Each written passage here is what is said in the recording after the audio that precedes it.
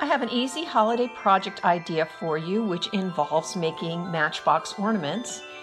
And I have two options to show you. One is going along with the theme of the 12 Days of Christmas song and creating 12 Matchbox ornaments.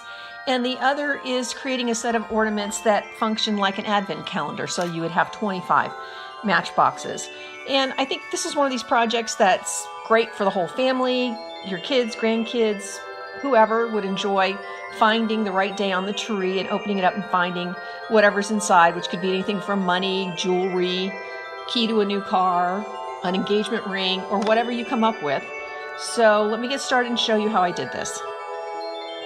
Now the matchboxes are made from this little kit that's pre-scored, so that's easy to fold and glue together.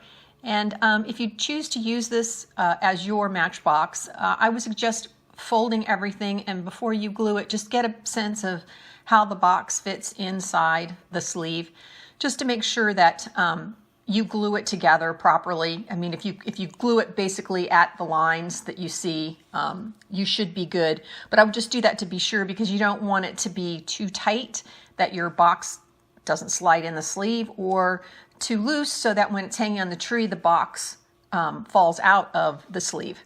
So I would just get a little bit familiar with it.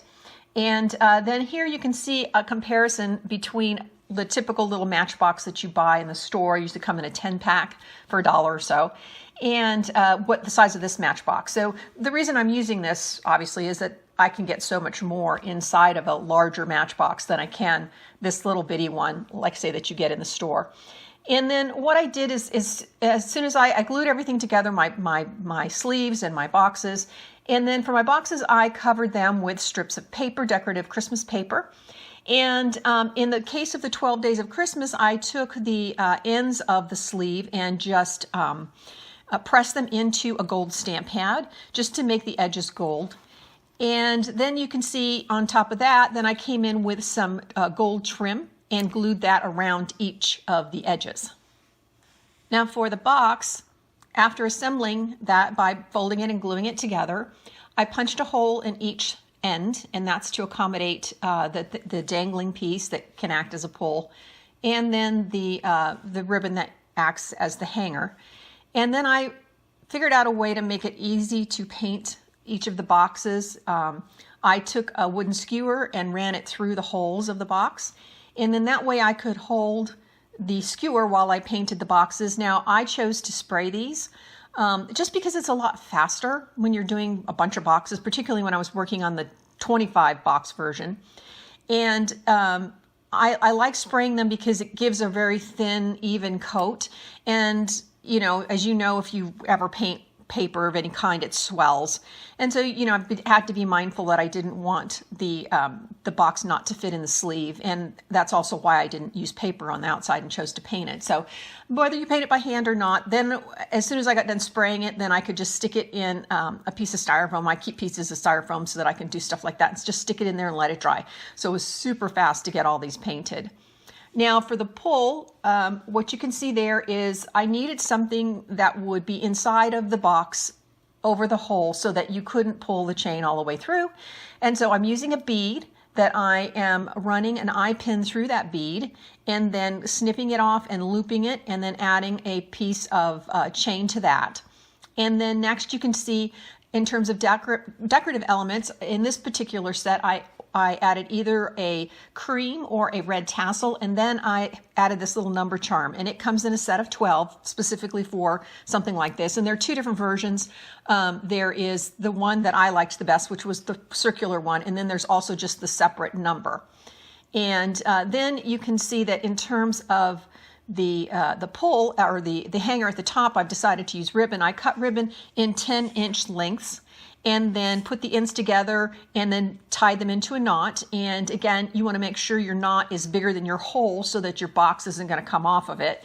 And then I just fed the loop through the hole, and then that ended up being my hanger. And of course, you could choose to use a chain instead of ribbon if you would like to.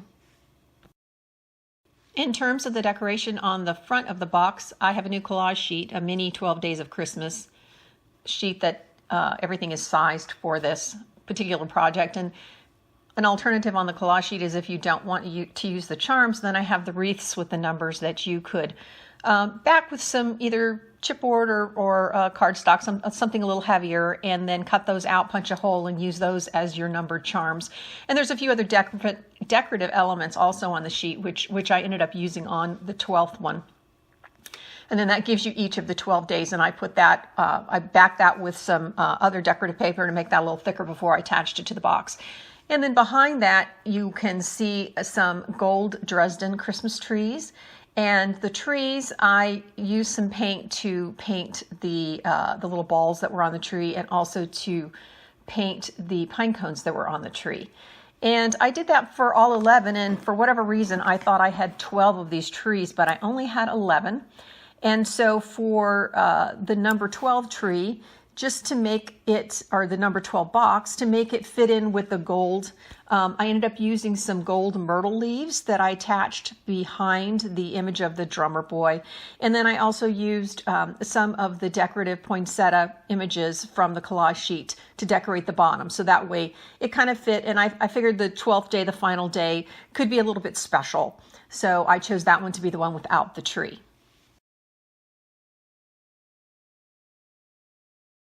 For the Advent calendar, I'm using 25 boxes, same boxes I used for the 12 days of Christmas.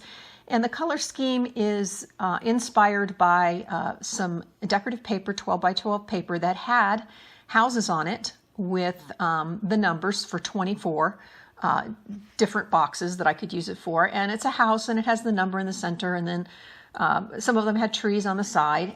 And so I covered the sleeves of the boxes with paper that coordinated with those colors. And then I used 2 sheets of the house paper, and here you can see I cut out from one of the sheets the full house.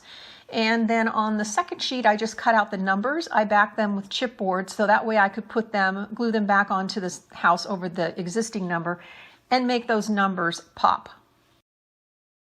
In terms of the boxes, I used the same strategy of assembling them, punching holes in both ends, and then using a wooden skewer to go through it, and then spray painting the 25 boxes. And I decided to go with white. I thought that felt like it fit in the best with the color scheme that I was using. And then another difference between this set is inside, not only did I put paper on the bottom, but I also put decorative paper on the inside. Now, to go with the bigger 12 by 12 paper that I used for the houses, and also to cover the sleeves, there was a coordinating 6 by 6 paper pad where the designs were smaller, and I used that 6 by 6 design paper to go on the inside of the box, so the bottoms and all the inside edges. And then I also inked the edges of the box. For the hangers, I used ribbon again, and I basically used a different colored ribbon that would coordinate with the paper. And the same thing, 10 inches, folded it, made a knot at one end, and then fished it through the hole. And then you can see I also have pulls on the bottom. I assembled this the same way with the bead and the eye pin and a loop and then a chain. And then hanging, instead of the numbers, I'm using all kinds of charms and beads and buttons. And so it's pretty easy to hang a bead or a charm, but buttons are a little bit trickier. So the way I did that was I took a piece of wire and threaded a bead through it, and then wrapped one end of the wire underneath the bead to kind of make something like a knot. And then you see here with the stocking, I have fished that through the hole and from the back, and then up through the second hole in the higher hole, back through the back. And then I pulled that wire straight. And I pulled that as straight as I could. And then what I'm going to do is I'm going to pull that wire, first trim it, depending on how many loops you want to make. I pull that wire over the top very tightly, and then use needle nose pliers to make a couple of loops and make sure that that's nice and snug. And so the fact that the wire is pulled straight and tight and over the top, and the loop is in front of the stocking, gives you a hanger, and then that way you can hang buttons as if they were charms. Now in this picture you can see the variety of the different things that I used. The Santa Claus and the Nutcracker are beads.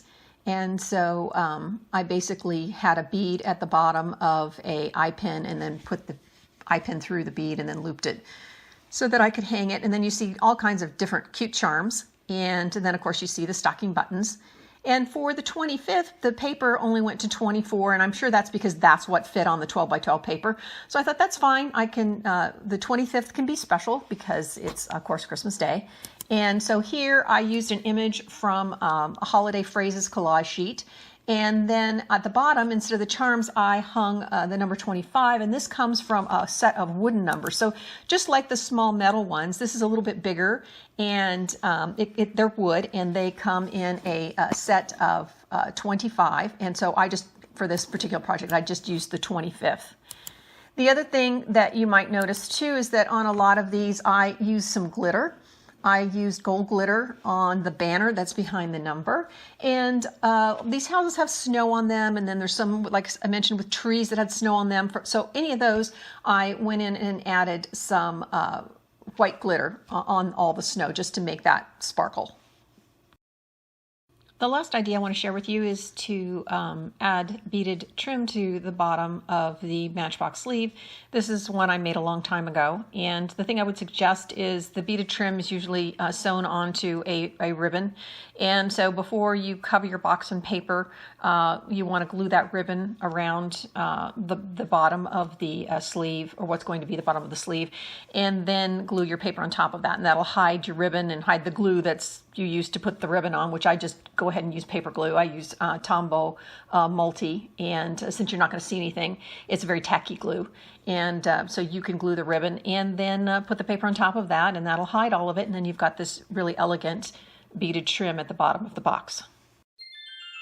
That wraps up the Matchbox ornament project. As usual, if you're interested in these matchboxes, making these and any of the stuff that I used, you can hop over to my blog below in the description area. You will have links to where you can find the supply lists and for each of these, and also the new collage sheet.